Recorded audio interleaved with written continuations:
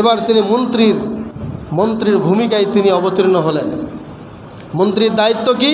এই স্বপ্নের ব্যাখ্যার বিপরীতে কি করতে হবে, কি প্ল্যান, কি বাস্তবায়ন করার জন্য কি প্ল্যান হাতে নিতে হবে, এই বিষয়ে তিনি কাজ করা শুরু করে দিলেন।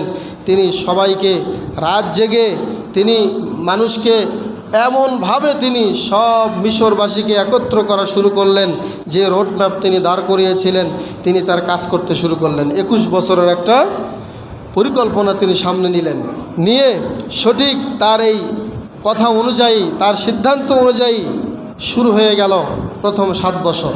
প্রথম 7 বছরে প্রচুর শস্য আবাদ হতে শুরু হলো এবং ইউসুফ আলাইহিস সালাতু ওয়াস সালাম যেটুকু মিশরবাসীর জন্য লাগে এইটুকু রেখে দিয়ে বাকি খাবারটুকু সুন্দর করে খাদ্যের কোষাগারে রেখে দিলেন। বলেন সুবহানাল্লাহ। প্রচুর সম্পত্তি জমা হয়ে গেল কোষাগারে, রাষ্ট্রীয় কোষাগারে তিনি শুকনো গমকে জমা করলেন, পাশাপাশি আরও অনেক শ্যামল সবুজ কিছু জিনিস তিনি রেখে দিলেন। এবার 7 বছর পার হওয়ার পরে তার কথা অনুযায়ী পরের 7 বছরে সেই দুর্ভিক্ষ দেখা দিল।